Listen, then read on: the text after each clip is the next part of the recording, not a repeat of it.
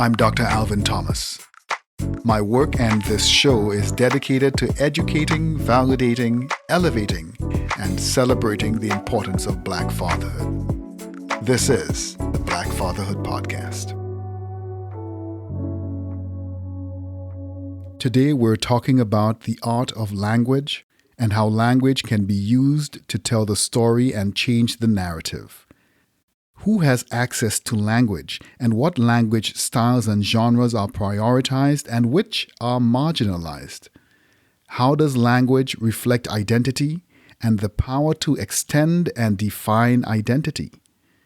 We're speaking with two men who are masters of language and using their skills to change the narrative through teaching boys as they transition to becoming men.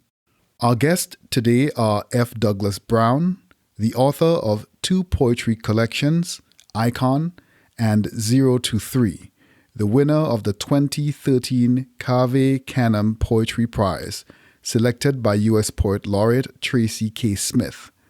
He also co-authored Begotten, a chapbook of poetry as part of the Floodgate Poetry series with poet Jeffrey Davis. Brown has been an educator for over 25 years and currently teaches African American poetry and African American studies at Loyola High School of Los Angeles, where he serves as the director of the Office of Equity and Inclusion. His poems and essays have appeared in numerous journals and anthologies, such as the Academy of American Poets, the PBS NewsHour, the Langston News Review, the Virginia Quarterly, and Teaching Black, the Craft of Teaching on Black Life and Literature, and Jamal Adams. Jamal is the incoming principal of Loyola High School of Los Angeles, where he previously taught and coached basketball for 16 years. For the last 2 years, he served as the principal of LaSalle College Preparatory. During his first tenure at Loyola, he established the Office of Equity and Inclusion. His work in the office advanced into the national racial justice podcast, Just Conversations, sponsored by the Ignatian Solidarity Network. Adams's professional career began with an 11-year stint in finance in New York and Los Angeles, and he holds degrees from Loyola Marymount and Columbia University. Welcome, Jamal and Douglas. Thank you. Thank you for having us.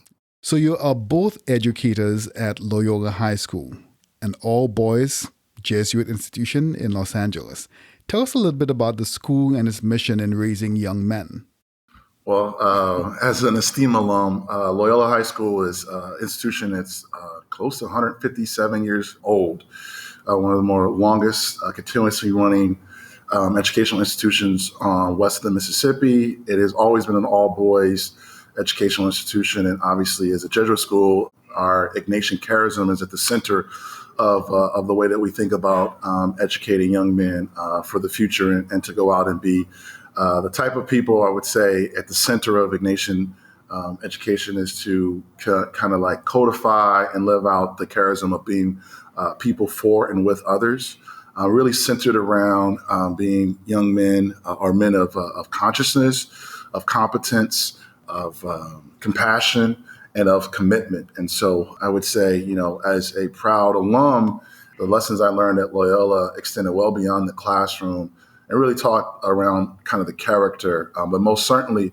extended to the idea that a life well lived is one that's in service of other folks. So, Honestly, about Loyola, I think I've learned so much from Jamal. When I first started here, going now on 16 years, Jamal found me and was like, hey, I could use some help here coaching basketball and mentoring and our African-American students here. And so we had an instant connection, and I've learned, again, so much about Jamal is an excellent and Hall of Fame coach, but it wasn't always about the wins and losses. It was really about how can we cultivate young men to be better and to really show that charism long after they graduate. So as the principal, he nailed it, of course. as you talk about that high school, like Loyola, I keep thinking, my mind just keeps running back to Morehouse. It has a similar feel with similar pursuits, similar missions, and of course a very similar makeup as far as its constituent composition.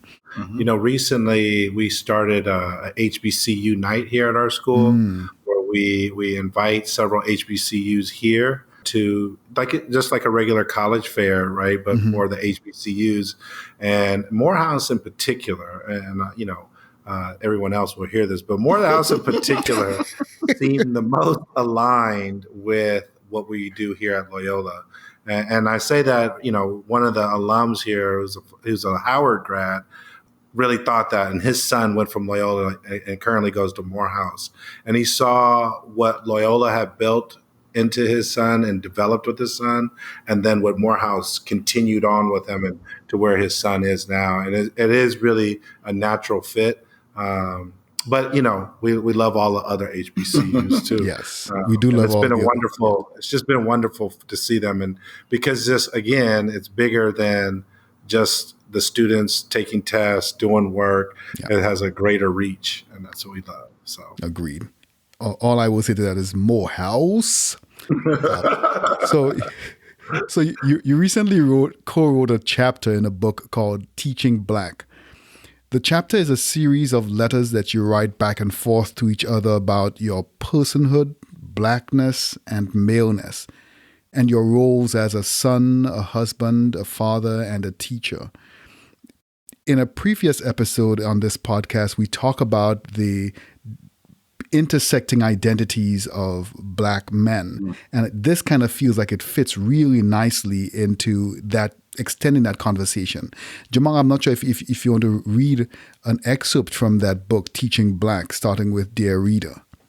I'll be so honored to do so. Dear Reader, we welcome you to a conversation between colleagues who have become brothers. This dialogue is so intimate to ourselves, we shake at the thought of it. As high school educators, we are in a position we never knew as a student. Male, Black teachers in the front of the room, leading. We walk into our classrooms wrapped in W.E.B. Du Bois' idea of double consciousness as we greet our students. We live somewhere between the Black Panthers' militant lessons of community and a very Santa Claus version of MLK Jr. We are both products of Catholic school education, private school universities, and yet deeply committed to being for and with our communities, our folks. Our parents witnessed Emmett Till, the rise of the Nation of Islam, Angela Davis, Huey P. Newton, and cried at the unimaginable "Yes, we can" vision that was Barack Obama. As parents ourselves, we have been horrified and hurt by Trayvon Martin, Michael Brown, and Tamir Rice. We acknowledge our children are living in the fluidity of the intersection between race, gender, and identity, while also among the dark corners of the internet, extreme partisanship, and poor national leadership. With our families, we are empowered, engaged, and equipped because we ourselves are both white-collar and Cole Haan professionals, as well as retro Jordan and snapback and hoodie-wearing brothers. For our families, we bring our entire complexity as Black, as BIPOC humans into every space we inhabit. This dichotomy is our code-switching lingo as we discuss different politics and the 5 greatest MCs. We wear it all without lies and invite you to listen in. Thank you so much for sharing that. That is really profound. Hopefully everybody gets an opportunity to read the rest of the book. This is just a very small piece of it. I had a young Black boy as a client once in my practice, and his parents were convinced and almost mortified that he did not seem interested in the struggles and history of Black people. So I raised the topic with him and inquired about his parents' concerns, and he did not think too long before he shared that he felt so far removed from the world that his parents were attempting to share with him, that Dr. King and Malcolm X, Emmett Till and Medgar Evers were stories, but not so much of a reality for him. And worse, that the stories his parents were telling him were very often scary and anxiety provoking.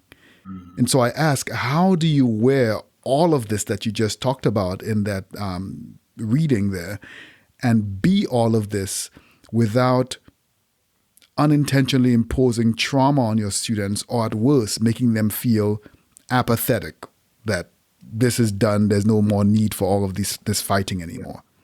I think to be quite truthful in how we do this, I think we tiptoe through it and we recognize that it is difficult and we know how it came down to us, right? Both of us born in 72 and still like the recent memories of so many horrific things and really of a generation ending was kind of thrust upon us with our families. And, we lived next door to Black Panthers when I was growing up. And the conversations just always happen, when you just are a curious kid and you start asking. And, we both grew up in African-American neighborhoods. And so we see, we even just simple conversation about voting becomes so much more and bigger. And I think our parents were caught in a generation of sadness over losing the leaders that they lost. And how do you recover from that? I think a lot of it too, and how they recovered from it, at least on my end, I'll speak for myself, is through music. We had a lot of R&B and funk records laying around the house. And if you really listen to those records, obviously we're hip hop kids and we're influenced by that music in a later version of it. But even in that iteration, that music was speaking that language of protest, the language of loss, but also the language to keep moving. And so that's what we kind of have embedded in us, is to keep moving. And I think that's what we impart with our students that we're with. How do you keep it moving in this day and age when those things might not seem as urgent to you? In the forefront? They are, right? And as we mentioned, Trayvon Martin and Michael Brown and numerous folks we could just name just from last week. It is urgent. They just see things and they're just bombarded by so many other factors and maybe factors that we even created of comfort, right, for them, to that it's really hard for them to get, for us, if we were to throw it on them, what I'm trying to say, the way our parents did, it creates that anxiety. So I think the way we do, as we tiptoe through it, is to use other vehicles like music, like film, like art, poetry, as ways to get to them. I would add to Douglas's eloquent response is that as educators, I think our task is to draw parallels, right? And so similar to what Doug said is how can we grab artifacts that are culturally relevant today that speak to and stand on the shoulders of the pioneers that battled through and created some of the freedoms that we understand, right? I would also say that the most recent history, right, both the pandemic and the racial reckoning of post the murder of George Floyd has, illuminated the fact that still in this day and age, for our young Black men, that the idea of understanding where you came from and whose shoulders you shoulder and what struggles they survived is what I want to say, the armor of survival, like to navigate these spaces that we live in and to be assured of who we are. Because I think erasure is real. Like to go back to your earlier comment about kind of the parallels through Loyola and Morehouse, I think one of the obviously very stark differences is that Morehouse is a space that's cultured. I mean, that is taken care of and really helping affirm one's Blackness. Whereas in a space like Loyola, where erasure and being in positions where you're the singular representative of your race or things of that sort, like those real type of traumas that our young men might encounter, we want to arm them with the words, the knowledge, the self-esteem to hold their heads really, really high. And that, Black folks have been industrious for over 400 years and battling for freedom at every turn that this country has been about. If we think about just celebrating our Day of Independence, the idea of independence was really driven by Black folks from the beginning saying, we want our equal share. So, I think and to Doug's point, like we really take a hard look at how do we build those parallels, hip hop being one of them, and other forms of media, or even in get back the diction that we use. The idea that I can also put on 3-piece suit and the best clothes and look the part to walk into a corporate finance office, but also get my haircut on Crenshaw and Slauson and my hoodie with my J's on, and candidly speak a whole different language. And It's okay. And I'm not selling out or denigrating the culture because I can do both of those things. Yeah, and I want to make sure, like when we say we tiptoe through it, we don't acquiesce. Right. We don't back down from it. We want them to celebrate who they are. We want them to walk tall with who they are and to give them all of those things. And I can say honestly that, we've been here a long time at Loyola, that we probably didn't do that all the way right and correct. And we've learned a lot and try to help more as much as we can. But we do give it to them as much in an urgent and very intentfully, how we give and want them to grow into this, and I just go back to when we were in high school, or Jamal will tell you later, maybe, but he grew up a little different, but I just can remember another student giving me a Malcolm X tape.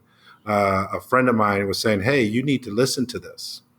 And Jamal's experience is similar to that now, and here at Loyola, where another young African-American student said, "Hey, you need to come with us here." And so those are the kind of structures we want to build. So students are mentoring each other, and it's not just coming from us. So then the story isn't just monolithic, and it's not just one-sided from these guys who are still listening to the golden age of hip hop. They can still have guys their own age and appreciate, because they turn off immediately when we start talking music too. Yeah, well, they do. But, and I would say that what Doug has been great for me is that, I'll be like, the new music is trash. And Doug would be like, no, we got to hear it because this is how they're communicating. Right. And if I would say, and I know you want to get to another question, I would say that we're very strategic. So in the word that Doug is saying, like the tiptoeing, is that we want to be very strategic. And I'll be honest with you, I think the other thing that we have to be careful of in the Black community, particularly as males, is that within our own intra group, we'll hold on to hierarchy so hard that we won't hear each other and see each other. Right. And so Doug and I talk a lot about being the bridge between our fathers and our sons. I think, and that's one of the things that we're very proud of, right? And that, in that span of multiple generations, I could talk to my dad about, like, oh, you should listen to some J. Cole and some Kendrick, Dad. And it sounds like, some of the early James Brown stuff or this, that, and the third. And then I can grab my son, Gerard, and be like, this, Grandpa's music, this was speaking to him. Marvin Gaye was speaking to him. And those guys were empowering him to dabble in, the Nation of Islam or the Black Power movement, or to go to rallies to see Angela Davis, folks like that. I think that's our goal in the way that we think about our station in life, is to be that bridge. And in that we really do have to be very careful of our hierarchy, to be like wagging our finger at the young people, like, nah, y'all don't know nothing, and you need to listen to us singularly. We try to humble ourselves a lot in that. It's really interesting how you have essentially just kind of underlined that your role has become that of legacy ushers. So you're connecting the older generation with the newer generation without trying to overly influence the newer generation, but still being present to guide them without trying to force your own values and tastes onto them, but giving them space to be able to connect to the older generation as they create the next generation. So you kind of are like legacy ushers. You're helping to make sure that the bridge across the generations and across the legacy remains. So you go on to write, our specific blessing is that we have an opportunity to develop and discuss the nuances and complexities that thwart the tired, trite, and historical notion that Black culture is monolithic. We can offer multiple perspectives around issues and experiences that can vibrantly display the dignity and humanity of our people. Tell us a little bit more about that, Jamal. Oh, man. So I think, at the basis of it, again, first off, just Doug and I's relationship, right? That, we're months apart in terms of our birth dates. And him being a Bay Area kid, me being a Southern California kid, we do have a lot of things that we love and are in common. And there's some points in our lives that we found out that we could have intersected that we didn't. It was ordained for us to meet when we did. And, I think we both would say that we're okay with the idea that we break the norms of what it means to be Black. In fact, I'll start with this. The premise of this conversation that turned to this chapter, that turned into this book idea, was that one day, messing around in the summer, we had a free time. I'm in Doug's office, and I said, I was reading something, and Dougie, what's your idea? What is the Black aesthetic? And then we filled up 2 whiteboards. And when I say whiteboards, I'm talking about 10 feet of space on both sides of his classroom, trying to what does it mean to be Black, and what's the aesthetic, and what does it look like? And I think one of the things is that, when those powers that be that want to erase Blackness or to subjugate Blackness, what they often want to do is flatten us to singular things, that we aren't multidimensional in the way that we might be Black and male and fathers and so our I would say, and I'll pass it to Doug, like we talk about this all the time. We want to be vibrant. I want to be in full color, multidimensional, and I want folks to have to look at me from different angles to try to figure out who I am. Not in I want to be mysterious, but that I am a complex human being, and that one day I want to listen to Etta James, and another day I want to listen to Ice Cube, and that last night I watched a documentary on Wham, who I love, right? So just from my musical taste, I'm a complex human being. And one of the things that gravitates me to Doug is that I find him even more fascinating. And when I'm in his presence, he opens up and shows me worlds that I hadn't even experienced before, particularly with his poetry. And again, I would say that is what life's about. I want it to be full color, 4K, HDR.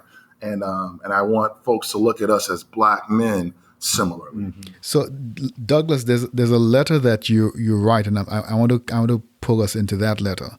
So, overall, this chapter that this letter is from offers this unflinching honesty and includes moments of really incredible humanity, especially around the challenges of parenting. And so, in this letter, Doug, you write to Jamal, and you're sharing an anecdote about coming to him for support after a fight that got physical with your son. Why did you think it was necessary to include that in your chapter? Well, because when it actually happened, the first one I called, even before my wife, was Jamal. You just find those things that I think everything what Jamal just said, I think I've grown up holding on to that and wanting to make sure I never go down the road of being singular, being this, being a father in particular that had to be physical with his son so the son would hear him. And I think in that moment of distress that I called somebody who could immediately put me back on the right road, or to say, you're okay, you're good, you love your son, you're trying to help him, you're trying to save him. And you're not all of those things. You don't have to wear that. Just sit down for a second and take it easy. And Jamal did all of those things. And I knew to call him. And so that naturally came up in this. And I think, when we were writing these back and forth, we were very inspired by Ta-Nehisi Coates, obviously, with Between the World and Me, and writing letters, an epistolary letter to each other. It made sense because, we don't do this. We don't practice this enough, where I have to show my vulnerability if I'm really going to get to the person. And that's what I really wanted in this moment, to express that even as a teacher, even if I'm in the front of the room, that I need to be vulnerable with my students if I really want them to hear me. And I think the same thing, that I needed to be vulnerable instead of this bravado that I showed with my son. Who was going to be the one to take me to that in a very quick and seamless way, in a caring way, and that was Jamal. Thank you very much for sharing that. Again, just the idea of having that kind of support where you can be yourself without judgment, that is really powerful. And I think that's rare in a lot of schools, where you have African American folks who could just look at one another and be like, hey, I need somebody. I need you right now, brother. Yeah. I need you right now, sister. Can we talk and just be us? And that's very rare, especially when you're at a PWI. Can you be with somebody who can uplift you in a moment of crisis? Agreed. It is a very rare but extremely vital space that I think Black men need, Black boys need. And it sounds like you're both doing it for yourself, but also modeling it for your students. So we started off by having Jamal read a piece, and I'm going to have you read a piece, Douglas, from Teaching Black. Yes, and this is references a quote from Gwendolyn Brooks's poem, The Last Quatrain of the Ballad of Emmett Till. I teach African American poetry because we still live in the chaos and windy grays through a red prairie. I teach African American poetry because as a father and as one sworn to keep all bodies safe, I understand safety often manifests as a phone call requesting help, as well as a poem of a troubled mother who had to bury her child. I teach African American poetry because to understand the emotion of a people is the best nonviolent way to act with ferocity while restoring humanity. I fail to remember this saving grace about poetry. In those moments of weakness, I am fortunate to have you, and thus the civil rights movement continues in our curricula, and thus we remain on the precipice together, dear brother, you holding me up. Thank you so much for that. You read that very well as well. There's that poetic voice. He's a professional reader. I've learned that from Dougie. That is really impressive. I think hearing there's a certain musicality to poetry that's very different from prose. So what makes poetry, and I guess some people will be listening to this and saying, I teach African American poetry. What makes poetry African American? Poetry doesn't have race. Why does it have to be African American? Why does it have to be different? Mm-hmm. That's a day one of my class. And now that Jamal is the principal here, we can fix this, because the title of the poem of the class is just poetry. Mm-hmm. But in the description, it is about African American poetry. So day one, I tell the students, I'm like, I just need to let you know right out the gate that this is an African American poetry class, and that is different from a regular just poetry class. And what's different about it is that, there's a lot of struggle and song, as the collection by Kevin Young states, of African Americans here in this country. And the best way to see and understand that those emotions is through poetry. Because people tend to understand us as musicians and even understand us now as visual artists in multiple ways. But to hear the poetry, like you said about the reading, it just hits a different tone, that you're really going to hear a deep emotional feeling of it. And then that encompasses all of those things: blues, dance, again, painting. All of those things get wrapped into what a poem could project.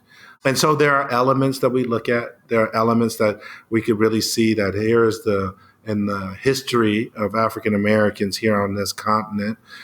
This is what we have offered to this language. And this is what we have offered to how do I always say, to the letters of the English language, right? Of American English language, that we are there. And if we look at what American literature as a whole has done in the last maybe 15, almost 20 years, who's really been running the table have been African American poets. You know, we start off in 1950 with Gwendolyn Brooks winning the Pulitzer Prize in poetry, and then we don't have another Pulitzer Prize winner until the 80s with Rita Dove. So what's it mean? What's that saying? That we weren't writing poetry Mm-hmm. there? Mm-hmm. That we weren't around then? That our emotions weren't important? It's like, no, there was a distinct turn, an intentful turn away from us for whatever reason.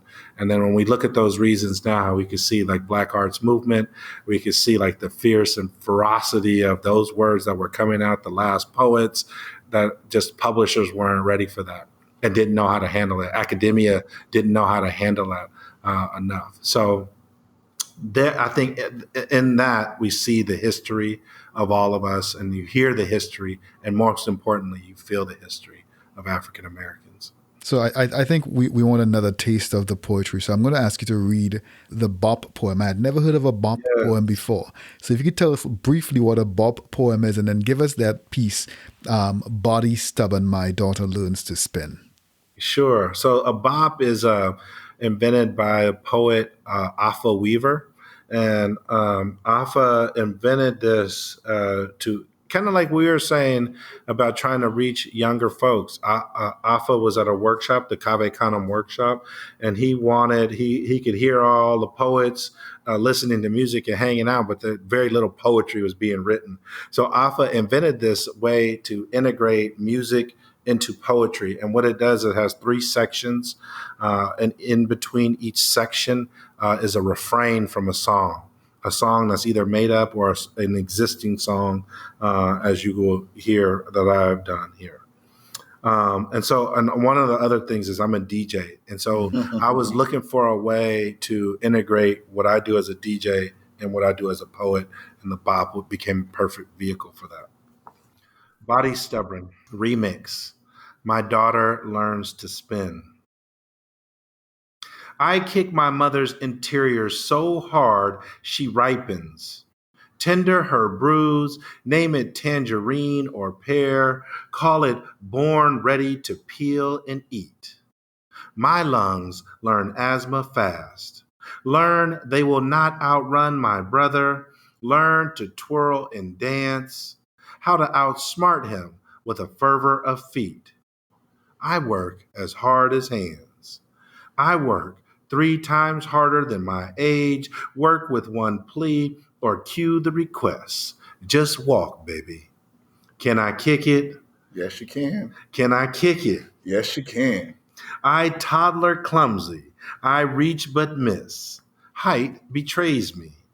I get caught and trip on try, okay, to mom, to dad, crumple and fall, backslide, scrape an elbow and knee, healing bubbles, then concretes into a scab, a wound, or tears. Buckle down and bear it. Grow into the scar. Scar until I grow.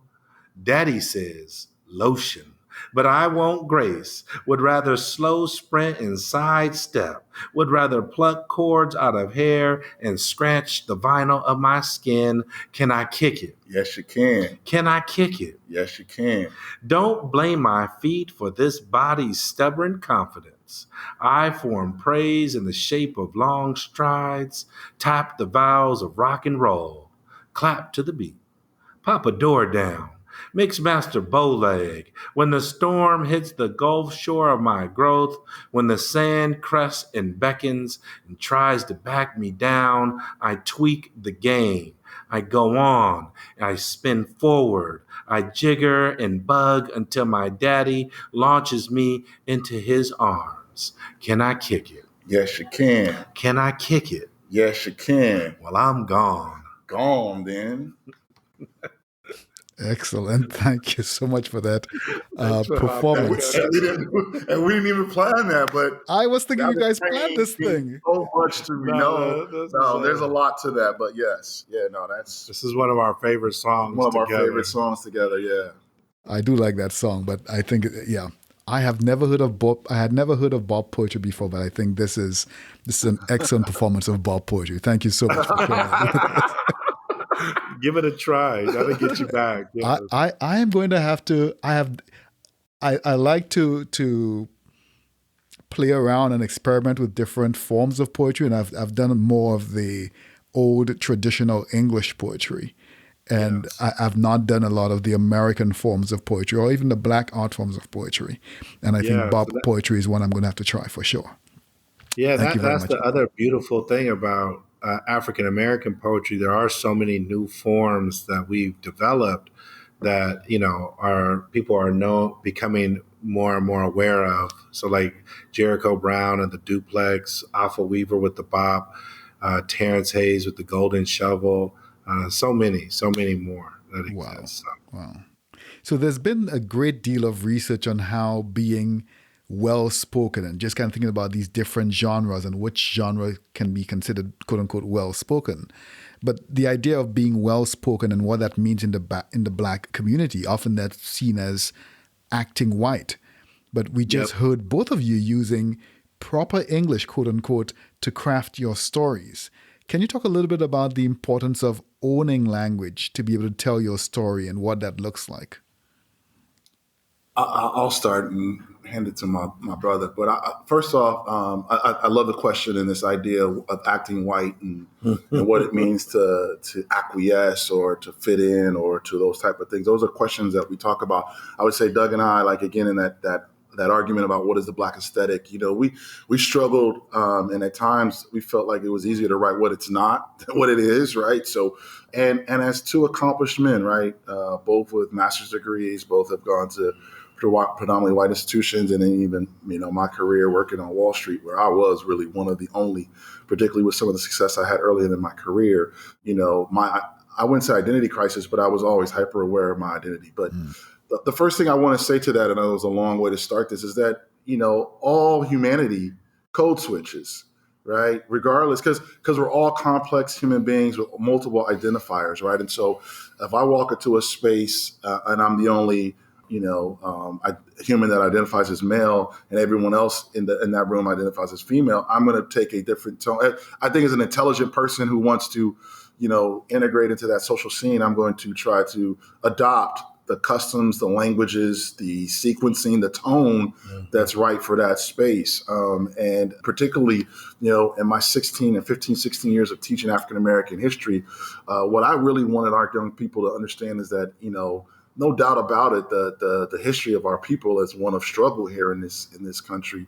But as a global, like, African diaspora, at the heart of Black folks is creativity, innovation, and again goes back to this vibrancy, this idea that we aren't a monolith, that we come in all kinds of flavors and come from different traditions amongst the great continent, or even within United States, in terms of what it might mean to be, have a Black vernacular in the South versus in the West versus the Midwest versus when I lived in New York and my name was Jamal and not Jamal. Like, those are real things, right? And adopting those and understanding those are part of a sign of intelligence, right? And in no way are we selling out. We are always as social beings trying to find ways to connect with other folks. And I'll stop by saying this. I always say this, that I think the best things that have ever happened in my life have happened in community. One of the best things that's ever happened in my life is my relationship with this man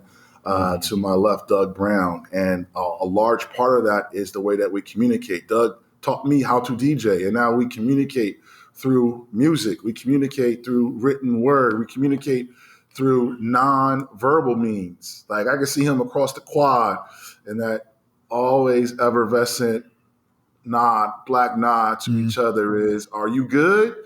And if I don't get it back, then I'm going to find my way to Doug, like, "Yo, what's up, bro? What's going on?" And again, the way I greet Doug when it's just me and him, and how I might greet him in a room full of our colleagues is different. But that is, I don't think, I hear that about Black folks. Oh, we got to speak the King's English, and that's a sellout, and we got to keep it real and keep it a buck, and all these euphemisms for what it means to be Black.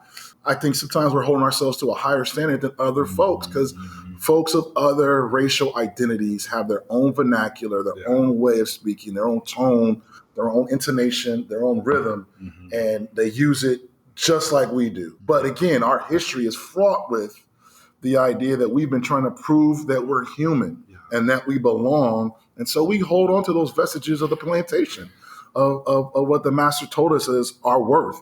And so sometimes I think we get those things mixed up. And, I don't want to get overly philosophical historically, but I think I proudly wear the fact that I can code switch and that I could speak and be in different spaces. And some of those might be spaces that really, like you said, are the King's English. Yeah. And also I could get funky and get down the gutter if that's what that's considered as well, Right. because that's the appropriate diction for that space. So Yeah. I just think like all of that, and then to be able to code switch is really survival, right? And being innovative is survival, and that's something that all our folks have had to do and recognize. When Frederick Douglass gets on the train with somebody else's ID, he had to code switch right then and there, and that meant he was on his road to freedom, and that's what it was. And so I think about that a lot. I talk about that in my poetry class. I'll show them somebody like a Tracy K. Smith who only went to Ivy League schools, and we could read a poem by her and then hear her speak, and it's like, well, no, this is the same person, right? And you have to understand that complexity of who we are. We could do that, and we could do it very eloquently. And I think, also I hold this on almost like a tattoo, is this quote by Quincy Troop, is that poetry is the living language of the community. And that through poetry, we start to understand real language and the people's language. Just not to, we speak in an elevated way, but not in a way to alienate. It's really a way to elevate everybody in what we're doing. And I think always about a poet, Sterling Brown, who, who's a Harlem Renaissance poet who was Harvard educated and taught at Harvard, but his main character and voice that he spoke through was a broken English farmer called Old Lim. And you read Old Lim, and it's like he had all of this wisdom. And Sterling Brown, and his wisdom, knew that when he was in that ivory tower, he was going to bring Old Lim and all of his people where he grew up with him on those upper echelons and let them hear his voice. And he was always just aware of that. And so I think we are too. I think we get down in different ways because we're around a lot of different communities. But I think that's just part of us. The more you talk to us, something from Tribe is going to come out. A reference to De La Soul is going to come out no matter what. So I love the idea that code switching is universal and that code switching is survival. I love those two. To me, those are two pillars. And Douglas, you've done a great deal of work. Speaking of code switching being survival, you've done this work on bringing attention to the case of Sandra Bland. And tell us a little bit more about Unfadable. What is it, and why did it come? Why did it come about? yeah, so I do a lot. At the time, I was doing a lot of work outside of Loyola, more like activist work with poetry outside of Loyola. And the Sandra Bland, when it happened, I think we all felt a little bit at a loss.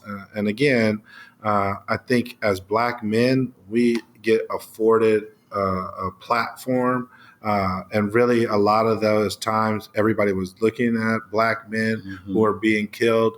But when Sandra Bland happened, as you recall, it really kind of went by without a blink, and nobody was saying anything. It's like, wait a minute. No, this woman here was doing nothing. We need to really talk about this and her plight. And so there was a woman who was an executive director at an organization called ArtShare, and she reached out to me, and I said, well, why don't we do this? And Unfadable was really to keep Sandra Bland's voice alive and her memory alive and her legacy alive. And we asked several poets of color mostly, but all poets from all different walks of life to read a poem by an African-American poet, or if you wanted to write your own in honor of Sandra Bland. And the idea of it was, we had a lot of famous poets and emerging poets. And the idea was like, we were not going to read anybody's bio, anybody's accomplishments. It was really going to be about this woman and about her legacy and all of these things being honored. And every reading was so powerful. And it was like a breath of fresh air that people were holding tight on to certain things and they couldn't say it. And they launched a lot of other people's careers who couldn't find how they should write. They felt like they should write a certain way. And then hearing poem after poem after poem, they're like, no, that's it. I need to really just be me and express it from my own way. Unfortunately, it's an event that we haven't done in a while because of the pandemic. But I was just telling a friend recently, we need to bring it back. And especially the work that I do here at Loyola now. It just really is conducive to all of that work. So, amen. Yep. Thank you. Thank you very much. I just want to thank both Jamal Adams and F. Douglas Brown, again, who we've been speaking with throughout this episode about the work that they're doing in Loyola, in Los Angeles, and also the work that they're kind of holding up and the spaces that they're creating for a lot of this to happen. And even ending on this note, somber but still very upbeat note around the life and legacy that Sandra Bland is leaving behind. Wouldn't it be great for all Black children to just be children, to enjoy the simplicity and innocence of childhood, that they would never have to attend another protest, and they would never have to hear about or see someone who looks like them being slaughtered, whether by an agent of the state or a member of their community, that they would never have to wear another commemorative T-shirt with the face and abbreviated timeline of yet another loved one. Wouldn't it be great if their poetry and dance could be about ice cream and flowers and puppies and cartwheels? Thank you so much, Jamal Adams again, and F. Douglas Brown. Thank you. Amen. Amen. That was a great prayer. Indeed.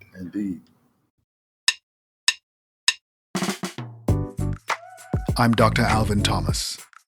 My work and this show is dedicated to educating, validating, elevating, and celebrating the importance of Black fatherhood. This is the Black Fatherhood Podcast.